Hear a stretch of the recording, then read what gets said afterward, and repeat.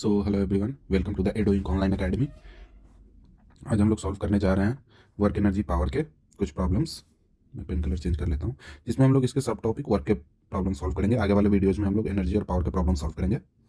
मेरा नाम है सौरभ कुमार, और अगर तुम्हें कुछ डाउट हो तो एडोइंक ऑनलाइन एकेडमी @, ये रहा मेरा मेल एड्रेस। इस पर मेल कर सकते हो या फिर टेलीग्राम पे मैसेज कर सकते हो, और वहाँ पे मैं ये PDF अपलोड कर दूंगा, तो जाके डाउनलोड वगैरह करके देख सकते हो। ये उसका टेलीग्राम का लिंक डिस्क्रिप्शन में दे दूंगा मैं। तो ये रहा जेई मेंस 2024 का क्वेश्चन, वर्क का है। ए particle of mass m moves on a straight line with a velocity increasing with distance according to the equation। velocity की इक्वेशन दे रखी है with respect to distance, where alpha is a constant। the work done by all the forces during its displacement from x equal to 0 to x equal to d में इसका work done क्या होगा by all the forces। तो जैसे ही work done आता है तुम्हें, तो दो चार चीज़ें तुम्हें याद रखनी है। इसका वर्क डन के बहुत ही सिंपल से दो तीन फॉर्मूले हैं। फोर्स टाइम्स डिस्प्लेसमेंट,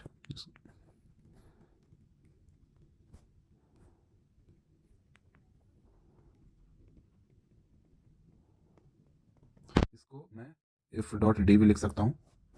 अब अगर इसी को इंटीग्रल फॉर्म में लिखना हो तो integral F dot D L, और अगर total work done by all forces, ये जो होता है वो होता है चेंज इन काइनेटिक एनर्जी के। चेंज इन काइनेटिक एनर्जी वो होता है total work done by all the forces, और work done by any external force ये होता है चेंज इन पोटेंशियल एनर्जी का। ये जो इतना फॉर्मूला है, इससे बाहर कोई भी क्वेश्चन सॉल्व नहीं होता है। जो भी क्वेश्चंस होंगे वो इन्हीं चारों के रेंज में आ जाएंगे। तो ये वाला पहला वाला क्वेश्चन हम लोग देखते हैं। ये वाला फर्स्ट वाला क्वेश्चन ये बोल रहा है कि एक मास m है, इसका वेलोसिटी का वेरिएशन दे रखा है डिस्प्लेसमेंट के साथ, and the total work done by all the forces पूछ रहा है when it goes from the displacement x equal 0 to x equal to d। तो सॉल्व करते हैं। तो जैसे यहाँ पे बोल रखा है work done by all the forces, तो हम लोग ये वाला फॉर्मूला लगाएंगे चेंज इन काइनेटिक एनर्जी वाला। तो इनिशियल काइनेटिक एनर्जी इसका क्या होगा? काइनेटिक एनर्जी इनिशियल इसका क्या हो जाएगा? काइनेटिक एनर्जी का एक ही फॉर्मूला आता है, हाफ mv²। यहाँ पे v, ये पार्टिकल स्टार्ट कहाँ से हो रहा है? x इक्वल टू 0 से हो रहा है। कहाँ तक जा रहा है? x इक्वल टू d तक जा रहा है। तो यहाँ पे काइनेटिक एनर्जी क्या होगा? Kinetic energy initial, kinetic energy final. तो यहाँ पे कितना हो जाएगा? इनिशियली v इक्वल टू दिया हुआ है अल्फा रूट x, तो vi क्या हो जाएगा? 0। v फाइनल क्या हो जाएगा? Alpha root under D. ये नहीं हो जाएगा? Alpha root D. अब इनिशियल काइनेटिक एनर्जी इसके हिसाब से क्या हो जाएगा फिर? 0। इसी तरह काइनेटिक एनर्जी फाइनल कितना हो जाएगा?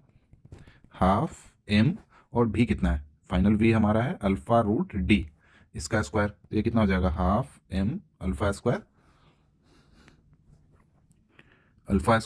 डी। तो अब ये ऑप्शन में होना चाहिए m²d/2, m²d/2। Option A is the correct option. तो इसमें बस वर्क डन का ये तीन चार फॉर्मूले हैं, सेम ही चीज़ है, बस अलग अलग टर्म्स में लिखा हुआ है, और जितने भी क्वेश्चन होंगे वो इन्हीं से सॉल्व हो जाएंगे। अब दूसरे क्वेश्चन पे आते हैं। A force and displaces a body from x equal to 0 to x equal to 4 metre, work done by this force. तो मैंने क्या बोला था? Force equal to work done equal to force times displacement. तो यहाँ पे फोर्स क्या दे रखा है?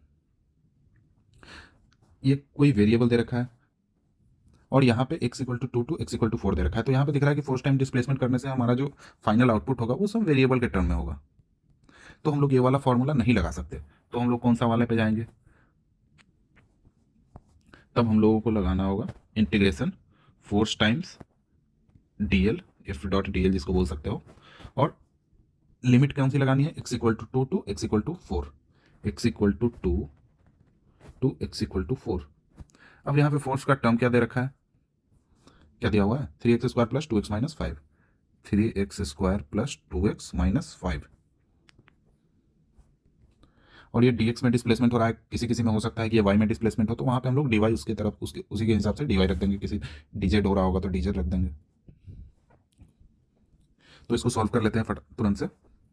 तो 3x³/3 plus 2x²/2 minus 5x, इसकी लिमिट लगा देते हैं 2 से 4, ये 3 से 3 गए, ये 2 से 2 गया, अब 4 की लिमिट रखते हैं 64 प्लस 16 माइनस 20, अब ये 2 वाली लिमिट रखेंगे तो -8 -4 प्लस 10। अब इसको फाइनल हम लोग कैलकुलेट कर लेते हैं, कितना हो जाएगा 20 10 30 तो 32, और ये प्लस वाला कितना है 60 10 70 10 80 10 90, 90 माइनस 20 10 30 तो 32, तो कितना हो जाएगा 5 और 8 58।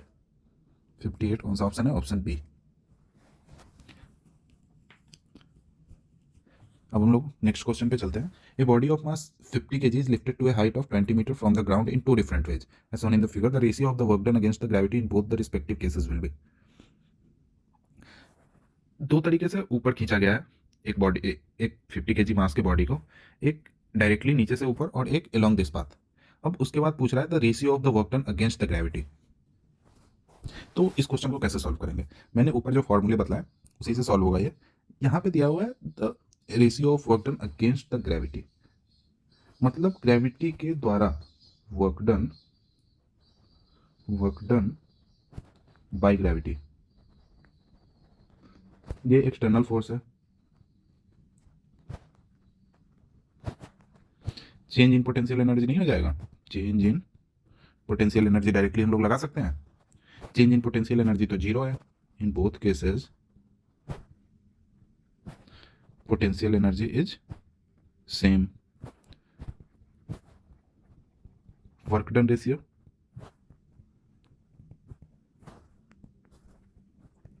वन इज टू वन नहीं हो जाएगा।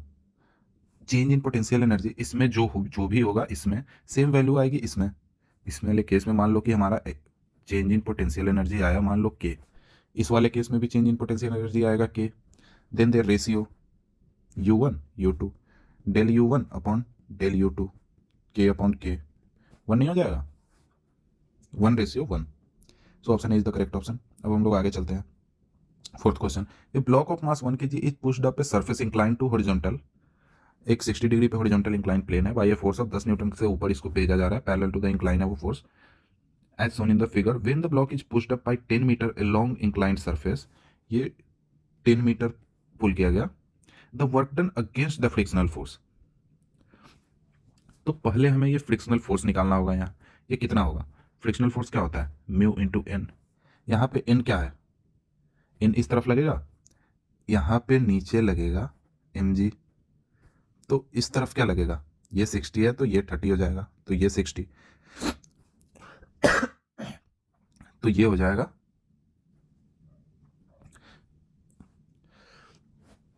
ये 30 हो जाएगा, तो ये हो जाएगा mg cos 60 डिग्री।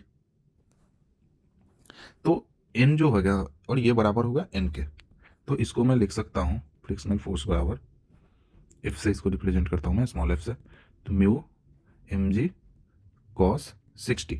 अब क्वेश्चन में ये पूछ रहा है कि what is the work done by the frictional force, what is the work done by the frictional force.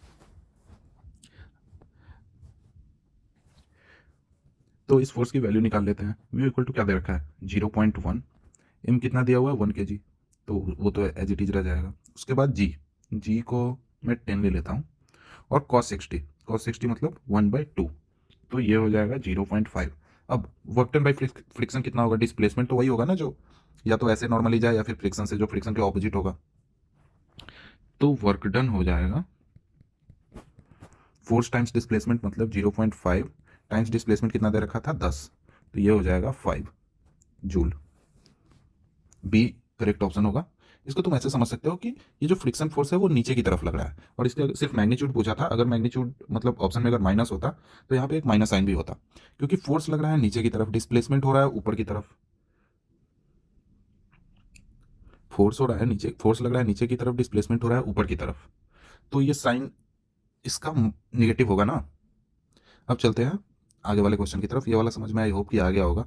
इसमें कुछ वैसा था नहीं, बस हमें फ्रिक्शनल फोर्स निकालना था और उसके बाद डिस्प्लेसमेंट क्वेश्चन में ही दे रखा था। फ्रिक्शनल फोर्स का फॉर्मूला हमें पता है कि म्यू टाइम्स एन होता है। एन होता है वो नॉर्मल फोर्स। तो यहाँ पे हम लोगों ने नॉर्मल फोर्स कैलकुलेट किया ऐसे कि एम जी के नीचे की तरफ लग रहा था, तो यहाँ पे कॉस 60 हो जाएगा, तो एम जी कॉस 60। अब आते हैं फिफ्थ क्वेश्चन के ऊपर। A block of mass 100 kg slides over a distance of 10 metre. A block of mass 100 kg slides over a distance 10 metre on a horizontal surface. If its coefficient of friction between the surface is 0.4, then the work done against the friction is। इसमें भी वही same question है। एक 100 kg का mass है, m equal to 100, d equal to कितना है 10 metre दे रखा है, म्यू इक्वल टू है 0.4। तो पहले हम लोग फ्रिक्शनल फोर्स कैलकुलेट करने का ट्राई करते हैं। तो वो क्या होता है, म्यू टाइम्स एन होता है। यहाँ पे तो इंक्लाइंड है नहीं, तो डायरेक्टली एम जी हो जाएगा, तो म्यू एम जी। और वर्क डन क्या हो जाएगा, mu M G. Mu M G के बाद क्या हो जाएगा, म्यू एम जी और टाइम्स डिस्प्लेसमेंट, तो डिस्प्लेसमेंट, और ये हो गया म्यू एम जी। तो म्यू कितना है अपने पास 0.4, एम कितना है 100, जी कितना है 10 रख लो, दिया हुआ नहीं है तो मैं 10 ले ले रहा हूँ। डिस्प्लेसमेंट कितना दे रखा है 10 मीटर। तो सॉल्व करते हैं। ये हो जाएगा 10, 100, 1000, 10,000। 10,000 में 4 से गुना करेंगे तो 4,000, और ये हो जाएगा 1,000, 10,000, 4,000 हो जाएगा, ये 4,000 जूल। ऑप्शन ए हो जाएगा इसका। यहाँ पे भी वही निगेटिव होगा। मान लो कि फ्रिक्शन क्योंकि तभी काम करता है जब ऑब्जेक्ट मूव कर रहा हो या फिर रुका हुआ हो। तो रुका हुआ हो, अगर वो रुका हुआ रहेगा तब तो वर्क डन 0 हो जाएगा।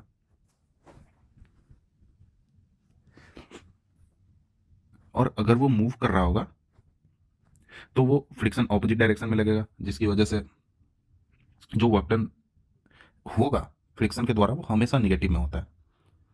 अब चलते हैं आगे वाले क्वेश्चन की तरफ। A block of mass 10 kg is moving along the x axis under the action of force F equal to 5x, the work done by the force in moving the block from x equal to 2 to x equal to, यहाँ पे भी force दिया हुआ है x displacement के term में। तो जब कभी भी हमें फोर्स दे रखा हो डिस्प्लेसमेंट के टर्म में, तो कुछ नहीं, वर्क डन इक्वल टू हमें सीधा लिख देना है F dot D x. D L यहाँ पे एल की जगह x लिखा है मैंने, क्योंकि ये x का डिपेंडेंट है। x इक्वल टू 2 से x इक्वल टू 4 तक जा रहा है। अब f की वैल्यू रख देते हैं 5x टाइम्स डी एक्स 2 4। यहाँ पे इस 10 kg वैल्यू का भी कोई सीन नहीं है, डायरेक्टली हो जाएगा 5x² अपॉन 2, 2 से 4। तो कितना हो जाएगा, 6 को 16 पचे 80 बटा 2, 80, 2 दूनी 4 पचे 20। तो ये हो जाएगा 30 जूल। इस 10 kg मास का यूज हुआ नहीं, क्योंकि हमें यहाँ पे डायरेक्टली फोर्स का ही फॉर्म दे रखा था। हम लोग चलते हैं 7th क्वेश्चन की तरफ। To maintain a speed of 80 km per hour by a bus of 500 kg on a plain road for 4 km distance, the work done by the engine of the bus will be coefficient of friction between tire and road is। To maintain a speed of 80 km per hour by a bus of mass 500 kg a plain road for 4 km distance, एक बोल रहा है कि 80 kilometre per hour की speed maintain करने के लिए एक बस को जिसका वजन है 500 kg on A plain road for 4 kilometre, ये 4 किलोमीटर है, the work done by the engine of the bus will be. तो यहाँ पे देखो एक चीज है, अगर ये फ्रिक्शन नहीं होता तो जो इसकी वेलोसिटी यहाँ पे थी 80 किलोमीटर पर आवर, क्या वो यहाँ तक 80 किलोमीटर से नहीं आ जाता without friction, like space gliding में। जैसे कि स्पेस ग्लाइडिंग में होता है आउटर स्पेस में, तुम्हारी वेलोसिटी कभी भी चेंज नहीं होगी अनटिल एंड अनलेस कोई एक्सटर्नल फोर्स नहीं लग रहा होगा। तो यहाँ पे फ्रिक्शन फोर्स की वजह से ये स्लो डाउन हो जा रहा है, अदरवाइज ये यहाँ से यहाँ तक डायरेक्टली आ जाता without any work done, sorry without any, हाँ सही वही कि विदाउट एनी वर्क डन वो यहाँ से यहाँ जाता। क्यों, क्योंकि इसमें विदाउट एनी फोर्स ये कांस्टेंट स्पीड मेंटेन नहीं रखता। कोई रीजन नहीं था कि इसका वेलोसिटी 80 से 70 हो जाए, क्यों होगा, अनलेस एंड अनटिल कोई एक्सटर्नल फोर्स नहीं लग रहा होगा। इसकी वेलोसिटी क्यों घटेगी, तो इसकी वेलोसिटी कांस्टेंट रहेगी 80 से, जब तक कि फ्रिक्शन नहीं हो। लेकिन यहाँ पे फ्रिक्शन लग रहा है तो इसको कुछ वर्क डन करना पड़ेगा। तो वो वर्क डन कितना होगा, जो वर्क डन बस को करना पड़ेगा, बस will do same as the friction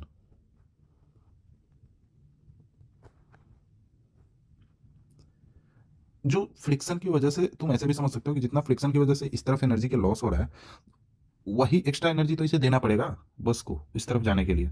तो जो वर्क डन ये इस तरफ लगा रहा है, जो वर्क डन ये इस तरफ लगा रहा है, एक बस है, 4 किलोमीटर का रोड है, ये जो वर्क डन इस तरफ जाने के लिए लगा रहा है वो एग्जैक्टली इक्वल होगा जो फ्रिक्शन ऑपोजिट डायरेक्शन में लगा रहा होगा। तभी ये 80 का स्पीड यहाँ पे भी है और 80 का स्पीड यहाँ पे भी है।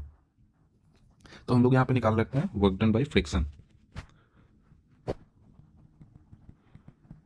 तो वर्क डन बाई फ्रिक्शन क्या होगा, म्यू एन, फ्रिक्शन का हमें पहले से ही पता है, म्यू एन क्या है, एम जी। तो म्यू को कितना दिया हुआ है, क्वेश्चन में दिया हुआ था 0.04, एम दिया हुआ है 500, और जी की वैल्यू जैसा कि मैं ऑप्शन में देख पा रहा हूँ 10 से रिलेटेड नहीं है, तो मैं इसको 9.8 रख देता हूँ। तो पहले तो ये 2 जीरो से ये 2 जीरो गया, तो ये हो गया 20, उन्हें 9.8, तो 8 दूनी 16, 9 दूनी 18, 1 19,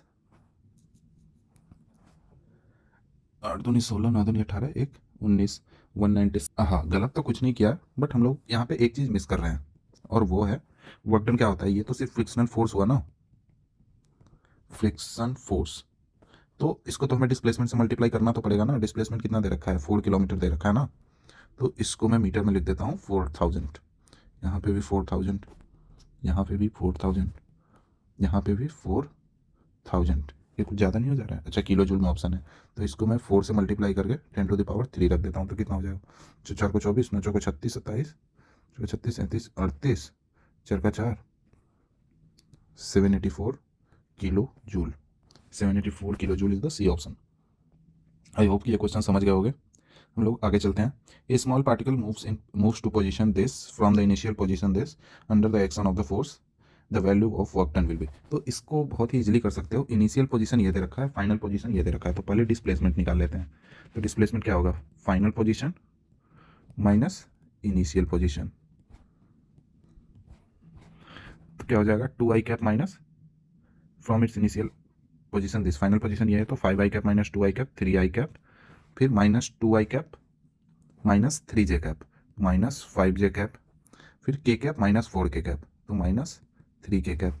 अब वर्क डन क्या होगा, इफ डॉट डी, तो इफ डॉट डी करेंगे तो क्या हो जाएगा, फोर्स कितना है 5i cap plus 2j cap plus 7k cap, और डिस्प्लेसमेंट कितना है हमारा ये वाला 3i cap minus 5j cap minus 3k cap, तो यहाँ पे हो जाएगा 15 माइनस 10 माइनस 21,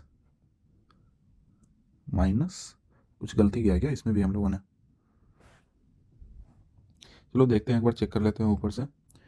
डिस्प्लेसमेंट हमारा क्या होगा, final position minus initial position, तो फाइनल पोजीशन है 5i cap minus 2i cap, तो 3i cap minus 2j cap minus 3k cap minus 5k cap, k cap minus minus 4k cap, तो ये plus हो जाएगा, k cap minus minus plus, तो ये plus 5k cap, तो अब आ जाना चाहिए, यहाँ पे हो जाएगा प्लस 5k कैप। तो अगर इसको तुम कैलकुलेट करोगे वापस से तो प्लस 35, तो फाइनल आंसर 30, 10, 40, 10, 50 माइनस 40, तो 40 जूल हो जाएगा। अब हम लोग क्वेश्चन 9 पे आते हैं। फोर्स दिया हुआ है वही सेम जैसे पहले वाला पैटर्न था, डिस्प्लेसमेंट के टर्म में X on a particle in the Y direction, यहाँ पे दे रखा है वाई डायरेक्शन में, फिर F is the in newton wise in metre, the work done by the force during the displacement of y equal to 2 to y equal to 5 metre. तो इसको simply F dot D S, F dot यहाँ पे D L की, F D L की जगह हमने लिख दिया डी वाई, और कितना था y equal to 2 metre to y equal to 5 metre, ये हो जाएगा वर्क डन। इफ कितना दिया हुआ है हमारा 5 प्लस 3y², और यहाँ पे है D Y equal to D Y होगा, इसमें क्या होगा। अब इसको अगर तुम सॉल्व करोगे तो कितना आ जाएगा, इंटीग्रेशन हटाओ, लिमिट लगाओ, 5y प्लस y³ हो जाएगा, 3y³ अपन 3 हो जाएगा, तो 3 3 कट जा रहा है, 2 5, 25 प्लस 125 माइनस 10 माइनस 8, कितना हो जाएगा 150 माइनस 10, तो 140 माइनस 8, तो 132। Option D is the correct option. अब हम लोग चलते हैं 10th क्वेश्चन के पास। Work done by a man in lifting a bucket out of well by means of a rope tied to the bucket is negative. क्या negative होता है? नहीं, ये जीरो होता है। जैसे तुम ऐसे मान लो कि ये एक पर्सन है, ये वेल है, यहाँ से ऐसे बाल्टी खींच रहा है, ठीक है। तो तुम नोटिस करोगे कि ये फोर्स हो रहा है इस डायरेक्शन में, फोर्स लगा रहा है इस डायरेक्शन में, डिस्प्लेसमेंट हो रहा है इस डायरेक्शन में। तो एफ डॉट जो डीएल होगा वो जीरो हो जाएगा ना, परपेंडिकुलर। कभी भी फोर्स लगे परपेंडिकुलर डायरेक्शन में, डिस्प्लेसमेंट हो, मतलब जिस भी डायरेक्शन में डिस्प्लेसमेंट हो रहा होगा उसके अगर परपेंडिकुलर फोर्स लग रहा है तो हमेशा वर्क डन जीरो होगा, वर्क डन जीरो। तो ये जो निगेटिव दे रखा है तो पहला वाला गलत है। Work done by the gravitational force in lifting a bucket out of well by a rope tied to the bucket is negative, ये वाला करेक्ट है। इसी वाले एग्जांपल में देखो कि ग्रेविटी नीचे लग रही है और ये बकेट का जो डिस्प्लेसमेंट है वो ऊपर हो रहा है, तो ग्रेविटी की वजह से इस ग्रेविटी के द्वारा वर्क डन कितना होगा? ग्रेविटी ने जो वर्क डन किया वो निगेटिव होगा, क्योंकि फोर्स लग रही है नीचे की तरफ, डिस्प्लेसमेंट हो रहा है ऊपर की तरफ, तो इट इज निगेटिव, तो ये करेक्ट है। Work done by friction on a body sliding down an inclined plane is positive. तो वो कोई भी बॉडी हो, ये इंक्लाइंड प्लेन पे ऐसे मूव कर रही है, वो नीचे की तरफ आ रही है, फ्रिक्शन हमेशा ऊपर की तरफ लगेगी, तो उसको बोल रहा है कि पॉजिटिव होगा। तो नहीं, ये निगेटिव होगा, क्योंकि फ्रिक्शन की वजह से हमेशा निगेटिव वर्क डन ही होता है, क्योंकि ये हमेशा मोशन के ऑपोजिट में लगता है। तो डिस्प्लेसमेंट हो रहा है इस तरफ, फोर्स लग रहा है इस तरफ, तो ये निगेटिव होगा। पॉजिटिव दे रखा है तो गलत है। Work done by an applied force on a body moving on a rough horizontal plane with uniform velocity is zero. अब ये बोल रहा है कि work done by an applied force on a body moving on a rough horizontal plane, rough horizontal plane है तो इस तरफ से कोई फोर्स लग रहा है जिसकी वजह से इसका वेलोसिटी कांस्टेंट है। तो ये बोल रहा है कि the work done by the applied force is zero. Zero क्यों होगा? क्योंकि यहाँ पे जीरो तो नहीं होगा, क्योंकि ये इस तरफ फोर्स लगा रहा है और डिस्प्लेसमेंट हो रहा है, तो कुछ ना कुछ वर्क डन तो होगा। अब ये जीरो कब होता? जब यहाँ पे फोर्स, ये इस वाला जैसे कंफ्यूज करने के लिए दे रखा है कि एक कांस्टेंट वेलोसिटी से अगर कोई बॉडी मूव कर रही है तो उस पर वर्क डन उस किसी भी एक्सटर्नल फोर्स के द्वारा यहाँ पे जो होगा वो जीरो होगा, क्योंकि कोई फोर्स लगेगा ही नहीं इसको कांस्टेंट। अगर किसी भी बॉडी अगर कोई मूव कर रही है, अगर तुम जैसे उस पर फोर्स लगाओगे उसका वेलोसिटी चेंज हो जाएगा, तो वो कांस्टेंट वेलोसिटी मेंटेन करने के लिए वो फोर्स लग रहा है, फिर भी कांस्टेंट वेलोसिटी मेंटेन है। क्यों है? क्योंकि ये नीचे ग्राउंड जो है वो रफ है। ऊपर हम लोगों ने कभी ऐसा क्वेश्चन भी किया था जिसमें उसका हम लोगों ने वर्क डन निकाला था, और वो वर्क डन क्या आया था? Work done by the friction जो था वही आया था हमारा work done by the applied force, वही आया था। तो ये जीरो जो दे रखा है वो तो बिल्कुल गलत है, तो ये ऑप्शन भी गलत है। Work done by the air resistance on an oscillating pendulum is negative. Air resistance भी काइंड ऑफ एक फ्रिक्शन की तरह मान लो कि एक पेंडुलम है, एक पेंडुलम है हमारे पास, तो ये अगर इस तरफ मूव करेगा तो एयर रेजिस्टेंस इस तरफ लगेगा, अगर ये इस तरफ मूव करेगा तो एयर रेजिस्टेंस इस तरफ लगेगा, तो ये हमेशा ऑपोजिट डायरेक्शन में लगेगा, जिसकी वजह से वर्क डन नेगेटिव, तो ई भी करेक्ट है। तो option B and E only. हम लोग नेक्स्ट क्वेश्चन पे आ रहे हैं। A body of mass 0.5 kg travels on a straight line path with velocity this, यहाँ पे भी वही दे रखा है, वेलोसिटी का डिस्प्लेसमेंट के टर्म में फॉर्म दे रखा है। The net work done by the force during the displacement, कभी भी अगर वेलोसिटी का दे रखा हो, अगर फोर्स का दे रखा हो, इफ फोर्स इज गिवन, तब सीधे इफ डॉट डीएल करके इंटीग्रेशन कर दो। इफ वेलोसिटी डिस्प्लेसमेंट के टर्म में दे रखा हो तो चेंज इन काइनेटिक एनर्जी निकाल लेना। तो x इक्वल टू जीरो पे x equal to the net work done by the force, net work done पूछ रहा है बाय द फोर्स, तो चेंज इन काइनेटिक एनर्जी हो जाएगा इसका। तो change in kinetic energy v i, इसको यहाँ पे कर देता हूँ। X i equal to zero है, एक्स एफ इक्वल टू 2 है, तो वी आई क्या हो जाएगा? वी आई हो जाएगा 3 टाइम्स 0 प्लस 4 मतलब 4 मीटर पर सेकेंड। भी फाइनल वेलोसिटी क्या हो जाएगी? 2 है तो 2 2 जा 4, 4 3 जा 12 प्लस 4 16 मीटर पर सेकेंड। अब मास दिया हुआ है ना 0.5 kg, तो क्या हम लोग यहाँ से अब चेंज इन काइनेटिक एनर्जी नहीं निकाल सकते? Half M V F square minus V I square, तो एम भी 1/2 है तो 1/4 हो जाएगा। वी फाइनल क्या है? 16, तो 16 टाइम्स 16 माइनस 16, 16 कॉमन ले लो, 16/4, तो यहाँ हो जाएगा 16 माइनस 1, 4 4 जा 16, 4 टाइम्स 15, 60 हो जाएगा। 60 joule is the correct option. अब हम लोग नेक्स्ट क्वेश्चन की तरफ चलते हैं। Particle of mass 500 gram is moving in A straight line with velocity, यहाँ पे भी वेलोसिटी का फॉर्म दे रखा है, मास दिया हुआ है, the work done by the net force during its displacement from x equal to 0 to x equal to 4। Same question है एग्जैक्टली, इसको आई होप कि तुम लोग सॉल्व कर सकते हो। एग्जैक्टली जो पिछला वाला क्वेश्चन है वही है, सेम b का एक टर्म दिया हुआ है, फिर मास दिया हुआ है, x equal to 0 to x equal to 4 दिया हुआ है, और इसमें जो b की वैल्यू है वो यहाँ पे दे रखी है, तो इसको तुम सेम एग्जैक्टली पिछले वाले क्वेश्चन से कर सकते हो। 13 क्वेश्चन पे आते हैं, the two persons a and b perform same amount of work in moving a body through an certain distance d with application of forces acting at an angle 45 degree and 60 degree with the direction of the displacement respectively। इस question में बोल रहा है, देखो बढ़िया सा question है कि एक बॉडी है, ठीक है, is moving through a certain distance D, एक सर्टेन डिस्टेंस डी से ये मूव कर रहा है with application of forces acting eight an angle. इस पे दो फोर्सेज लग रही हैं, एक जो लग रही है वो 60 डिग्री पे लग रही है, इसको मैं थोड़ा सा अच्छे से बना देता हूँ, एक लग रही है 45 डिग्री पे और एक लग रही है 60 डिग्री पे, एक है 45 डिग्री और एक है 60 डिग्री पे। अब ये बोल रहा है कौन सा वाला, ए वाला है 45 पे, A and B perform the same amount of work in moving body through certain distance D with application of forces acting at, A जो है वो 45 पे है, मतलब ये वाला ए है, ये वाला बी है, with the direction of displacement, the ratio of the force applied by person A to the force applied by person B, if A upon if B जो है वो 1 अपॉन रूट एक्स गिवन है। अब x की value पूछ रहा है, इसमें तो वर्क डन भी नहीं पूछ रहा है, बस फोर्स से पूछ रहा है, बोल रहा है कि same amount of work done करता है, वर्क डन जो है वो सेम है जब ये डिस्टेंस डी ट्रेवल करता है। तो पहले हम लोग देख लेते हैं कि ये जो भी फोर्स है उसके दो कंपोनेंट्स होंगे, एक नीचे की तरफ, एक इस तरफ। तो जो नीचे वाला है वो तो परपेंडिकुलर हो जाएगा, उसकी वजह से वर्क में कोई भी कंट्रीब्यूशन नहीं होगा। तो जो इस तरफ है दोनों का कंपोनेंट वही सिर्फ कंट्रीब्यूट करेगा वर्क डन में।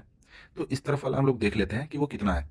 तो अगर इस वाले का देखें ए का कंट्रीब्यूशन अलोंग द एक्स, तो कितना हो जाएगा, ए कॉस 45 डिग्री होगा, और उसी तरह अगर बी का देखें तो इसका कंट्रीब्यूशन इसके अलोंग बी कॉस 60 डिग्री हो जाएगा। अब ये तो हमारा फोर्स है, ए कॉस 45 डिग्री और बी कॉस 60 डिग्री। अब बोल ये रहा है, और डिस्प्लेसमेंट दोनों ने सेम किया है, अब बोल ये रहा है कि ये जो दोनों वर्क डन है वो सेम है, तो दोनों को इक्वल कर देते हैं, A cos 45 degree times D equal to B cos 60 degree times D, D D तो कट जाएगा, कॉस 45 क्या होता है, यहाँ मैं चलो एफ ए लिखना चाहिए था बट कोई नहीं, ए सही है, ये जो ए है वो एफ ए है और ये जो बी है वो एफ बी है, ठीक है। 1/√2 इक्वल टू बी कॉस 60 कितना हो जाएगा 1/2, तो यहाँ से अगर तुम करोगे तो ये √2 टाइम्स कट जाएगा। अब क्वेश्चन में ये दे रखा है कि जो F A upon F B है, मतलब ए अपॉन जो बी है इसी को मैंने लिखा था, तो F A upon F B ये है 1/√x के, या फिर अभी तक यहाँ छोड़ दो, ए अपॉन बी करेंगे तो कितना हो जाएगा, ए अपॉन बी करेंगे तो कितना हो जाएगा 1/√2। इसी को हमने बोला था कि F A upon F B है, और इसको 1/√2 आया है, तो क्या ये 1/√x जो दिया हुआ है क्वेश्चन में कि ये 1/√x के इक्वल है, तो x इक्वल टू कितना हो जाएगा 2, x equal to 2 is the correct option. अब हम लोग नेक्स्ट क्वेश्चन पे आ रहे हैं, 14th क्वेश्चन। यहाँ पे दिया हुआ है फोर्स का एक टर्म दिया हुआ है y के टर्म में, मतलब डिस्प्लेसमेंट जो है y के लॉन्ग है, acts on a particle, the work done by this force when the particle is move from y equal to 0 to y equal to 10। Simple सा क्वेश्चन है, इसका भी उसी तरह से इफ डॉट डी वाई कर लेंगे, y equal to 0 to y equal to 10, ये हो जाएगा work done. F equal to क्या हुआ है 5, क्या दिया हुआ है 5y प्लस 20, और डी वाई करेंगे तो 0 टू 10, यहाँ पे हो जाएगा 5y² अपॉन 2 प्लस 20y 0 से 10, तो यहाँ पे हो जाएगा 100 500 अपॉन 2, तो 250 प्लस 200 माइनस 0, तो 250 प्लस 450 हो जाएगा, work done 450 joule. C is the correct question. ये इजी आता है वर्क एनर्जी पावर के फर्स्ट पार्ट से मेनली, आगे जाके थोड़ा बहुत कॉम्प्लिकेट होता है, बट वर्क वाला पार्ट बहुत ही ज़्यादा ईजी होता है। A porter lifts happy suitcase of mass 80 kg at the destination lowers it down by a distance of 80 centimetre. एक पोर्टर है, मतलब वो जो कुली होता है, वो एक 80 केजी का मास 80 सेंटीमीटर जैसे एक पोर्टर है, जिसके हेड पे एक वो है बॉक्स है, जो कि ये है 80 केजी का, वो 80 सेंटीमीटर डाउन करता है, मान लो कि अपने डेस्टिनेशन पे पहुंचने के बाद 80 सेंटीमीटर डाउन करता है, यहाँ पे बॉक्स आ गया विद ए कांस्टेंट वेलोसिटी। ये जो वेलोसिटी है वो कांस्टेंट है। Calculate the work done by the porter in lowering the suitcase. तो यहाँ पे ये समझने वाली बात ये है कि ये जो पोर्टर है वो नीचे की तरफ कर रहा है, तो जितना ग्रेविटी, यहाँ पे तुम ऐसे समझ सकते हो कि जो ग्रेविटी कितना वर्क डन कर रही है, यहाँ पे ग्रेविटी नीचे की तरफ लग रही है और यहाँ से यहाँ जितना नीचे की तरफ ग्रेविटी फोर्स लगाएगी क्या उतना ही ये हाथ से ऊपर की तरफ खींचेगा। मान लो कि ये नीचे से ऐसे हाथ यहाँ पे लगा रखा होगा पोर्टर अपना, तो नीचे जितना ग्रेविटी लगाएगी क्या उतना ही उसके हाथ को नॉर्मल ऊपर की तरफ लगाना पड़ेगा। और जितना जो ग्रेविटी के द्वारा वर्क होगा mg टाइम्स डिस्प्लेसमेंट, क्या वही नॉर्मल के द्वारा नहीं होगा वर्क डन। अब मैग्नीट्यूड ऑब्वियसली उल्टा होगा क्योंकि नॉर्मल ऊपर की तरफ लग रहा है और ये डिस्प्लेसमेंट नीचे की तरफ हो रहा है, तो पहली बात तो कि वर्क डन नेगेटिव होगा। तो जो पॉजिटिव वाले ऑप्शन हैं वो तो डायरेक्टली क्लियर आउट हो जा रहे हैं। उसके बाद नॉर्मल जो इसके हाथ से लगेगा, क्या वही the work done by the porter तो वही होगा ना जो इसके हाथ ने जो फोर्स लगाया ऊपर और उसकी वजह से कितना वर्क डन हुआ। और वो वाला जो फोर्स है क्या वो नॉर्मल फोर्स नहीं है। Normal force by this hand is the same, right. तो यहाँ पे जो वर्क डन होगा by the person, work done by the porter, वो होगा work done by normal force. और ये जो work done by normal force होगा वो होगा negative of work done bye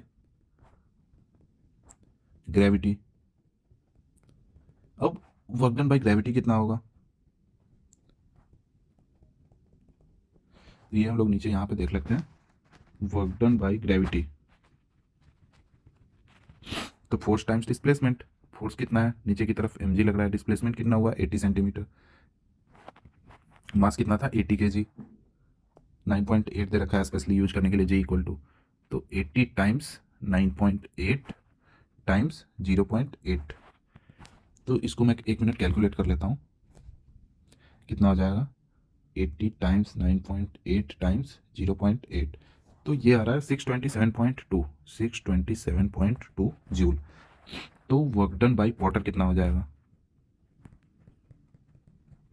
-627.2 joule. जितना तुम ऐसे सोच सकते हो कि ये जो वर्क डन है, ये जो बॉक्स है इसको इसने हाथ से पकड़ के ऐसे नीचे लाया, नीचे से हाथ लगा रखा है और उसको धीरे धीरे धीरे धीरे नीचे ला रहा है, तो जितना mg लगा रहा है वो नॉर्मल उसके ऑपोजिट लग रहा है और जो नॉर्मल लग रहा है वही तो उसके हाथ से लग रहा है, तो इस वजह से माइनस। अब आते हैं 16th क्वेश्चन पे। A person pushes a box on a rough horizontal platform surface, he applies a force of 200 Newton over a distance of 15 metre. Horizontal platform surface पे एक 200 newton over distance of 15 metre एक box है जिस पे ये force लगा रहा है 200 न्यूटन का, और ये कितने देर तक लगा रहा है 15 मीटर तक, तो यहाँ से यहाँ तक है 15 metre. He gets progressively tired and his applied force reduces linearly with distance to 100 metre. अब ये और आगे तक जाता है, बोल रहा है कि और इसका जो 200 न्यूटन का फोर्स है वो 100 न्यूटन का हो जाता है। यहाँ पे 200 न्यूटन था 15 मीटर तक और यहाँ पे 100 न्यूटन है। The total distance through which the box has been moved is 30 metre. अब यहाँ से यहाँ तक 30 मीटर है, तो यहाँ से यहाँ तक ऑब्वियसली 15 मीटर हो जाएगा। What is the work done by the person during the total movement of the box. यहाँ से यहाँ तक में वर्क डन कितना होगा, तो देखो यहाँ से यहाँ तक में वर्क डन का तो सिंपल सा फॉर्मूला है, फोर्स है 200 और डिस्प्लेसमेंट है 15। यहाँ से यहाँ तक तो दिख रहा है क्लियरली कि इतना होगा। अब दिक्कत है यहाँ से यहाँ तक, यहाँ पे हो जाएगा हमें इंटीग्रेशन करना होगा फोर्स टाइम्स डिस्प्लेसमेंट का। तो डिस्प्लेसमेंट तो हमें दिख रहा है बट फोर्स क्या होगा, फोर्स तो कॉन्स्टेंटली डिक्रीज कर रहा है, फोर्स कॉन्स्टेंटली डिक्रीज कर रहा है, तो हमें उसका इक्वेशन निकालना होगा। उसके बाद हम लोग सॉल्व कर सकते हैं कि लीनियरली डिक्रीजिंग का इक्वेशन। तो इसको एक करने का शॉर्ट ट्रिक है, ये देखो मैं ऐसे कर लेता हूँ, इस तरफ मैं डिस्प्लेसमेंट बना लेता हूँ और नीचे लिख देता हूँ और यहाँ पे मैं फोर्स बना लेता हूँ। अब ये बोल रहा है कि 15 मीटर तक इसका 200 न्यूटन था, ठीक है, यहाँ पे मान लो 15 मीटर है, उसके बाद बोल रहा है कि ये 15 मीटर से यहाँ पे हो जाएगा 100, 15 मीटर से लेकर अगले 15 मीटर तक ये आ गया 100 न्यूटन पे, यहाँ पे है 100 न्यूटन। तो अब वर्क डन क्या होगा, तो तुम अगर एक चीज नोटिस करोगे तो जो वर्क डन हम लोग लिखते हैं एफ डॉट डी एल, ये इंटीग्रेशन क्या देता है, area under the force and displacement curve.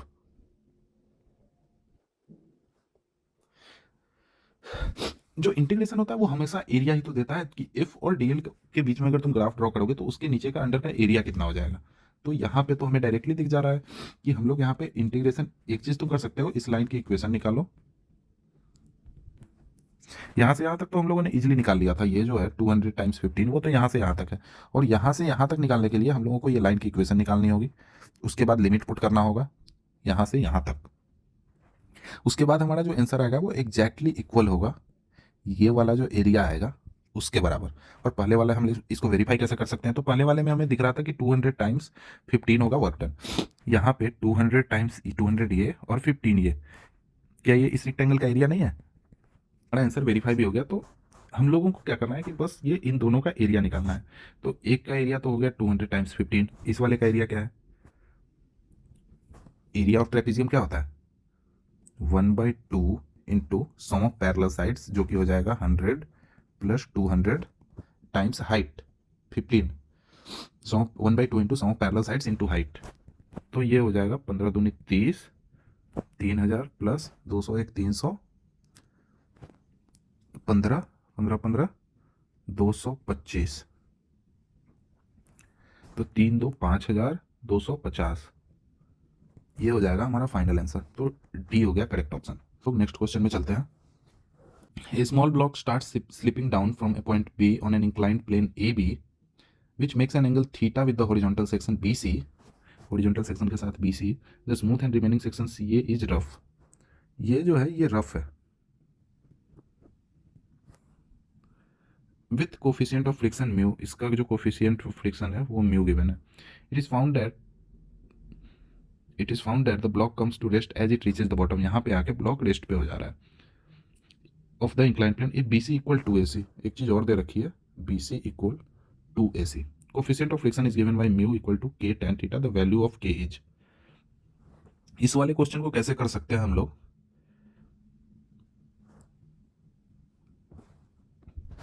तो एक चीज नोटिस करोगे तुम लोग कि यहाँ पे ये रेस्ट में था, यहाँ पे आके वापस से ये रेस्ट में हो गया, तो जो total change in kinetic energy है वो जीरो है। मतलब work done by all forces बराबर जीरो हो जाएगा। और ये क्या रिप्रेजेंट कर रहा है, work done by friction plus work done by gravity बराबर जीरो हो जाएगा।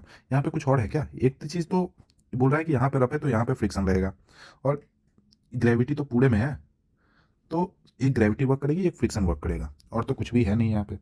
तो पहले निकाल लेते हैं वर्क डन बाय फ्रिक्शन। तो बॉक्स के ऊपर, हाँ और एक चीज़ याद रखना, यहाँ से यहाँ तक फ्रिक्शन नहीं लगेगा क्योंकि स्मूथ है, ये यहाँ से यहाँ तक स्मूथ है तो यहाँ से यहाँ तक फ्रिक्शन लगेगा नहीं। तो वहाँ से वहाँ तक फ्रिक्शन नहीं लगेगा, तो नीचे वाला का हम लोग निकालते हैं वर्क डन बाय फ्रिक्शन। तो फ्रिक्शन कितना हो जाएगा, पहले फ्रिक्शनल फोर्स हम लोग निकालते हैं, कभी भी वर्क डन निकालना हो पहले फोर्स देखना, तो म्यू टाइम्स एन और उसके बाद डिस्प्लेसमेंट। तो म्यू तो हो गया ठीक है, अब एन है वो एन क्या हो जाएगा, अब यहाँ पे एन देखो,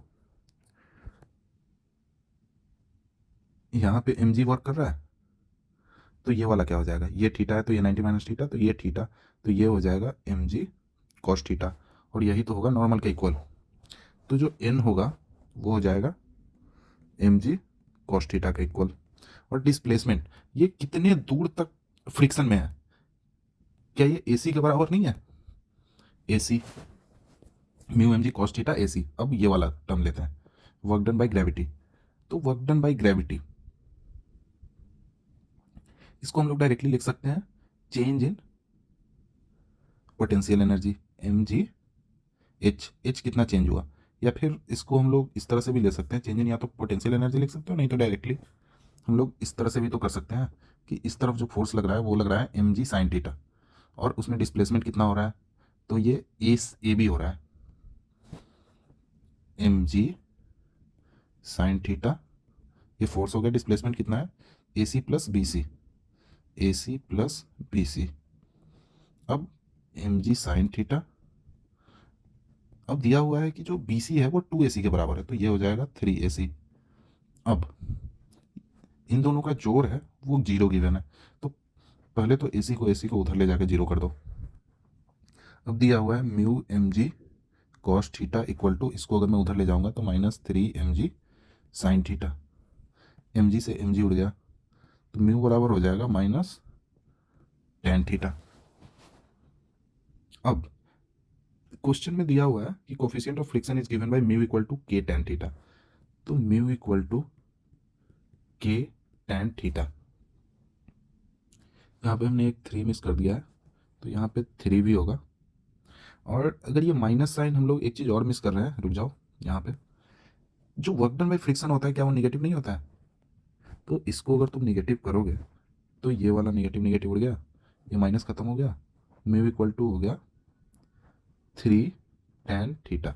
अब क्वेश्चन में गिवन था कि म्यू इक्वल टू है k tan थीटा है, तो यहाँ से हम लोग डायरेक्टली लिख सकते हैं k equal to 3। Option D है वो करेक्ट ऑप्शन है। तो हम लोग 18th क्वेश्चन पे आते हैं। 18th क्वेश्चन क्या बोल रहा है, consider a force this one, the work done by this force in moving a particle from point A to B. अब ये वाला जो है बाकी वाले क्वेश्चंस की तरह हम लोग directly F dot D L करेंगे, तो क्वेश्चन आ जाएगा कि हम लोग सर डी एक्स के अलॉन्ग करेंगे या फिर डी वाई के अलॉन्ग करेंगे। तो ये मोशन में 2D के अलॉन्ग है, तो 2D के अलॉन्ग हमारा जो वो लेंथ एलिमेंट है वो यहाँ पे डी एक्स आई कैप प्लस डी वाई जे कैप, ये हो जाएगा हमारा लेंथ एलिमेंट।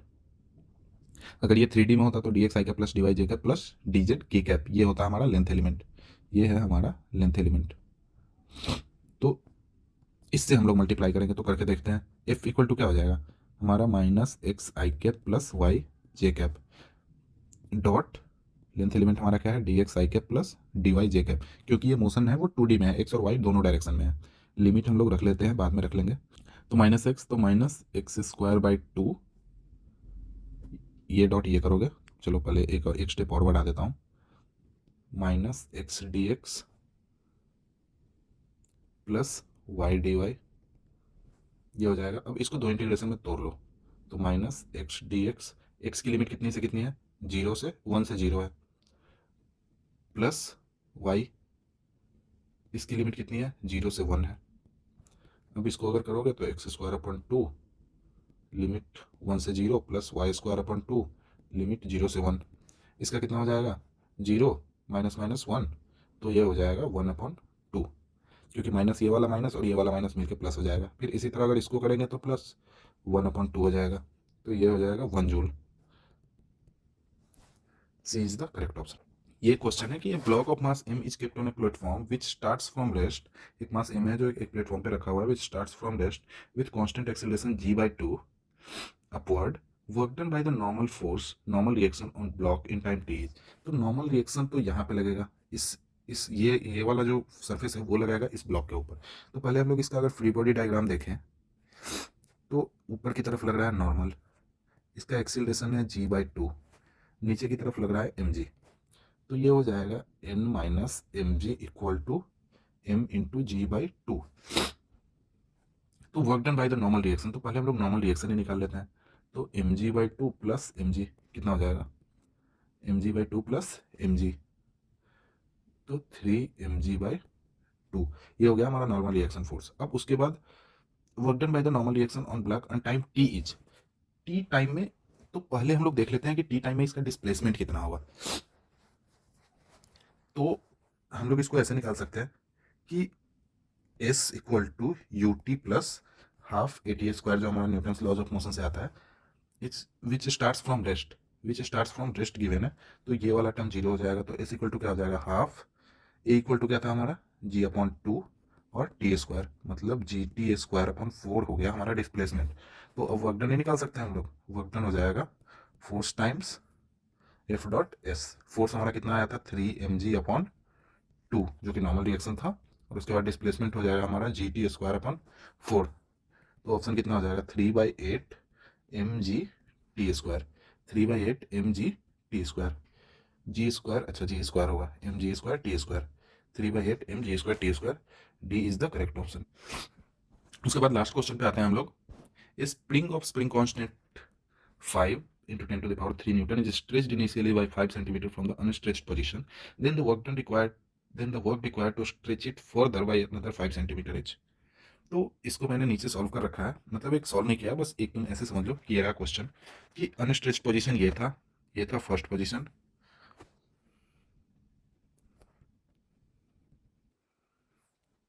या तो लिखा हुआ है ये अनस्ट्रेच्ड पोजीशन था, इनिशियल स्ट्रेच ये रहा, और इसकी पोटेंशियल एनर्जी हो जाएगी हाफ के x1²।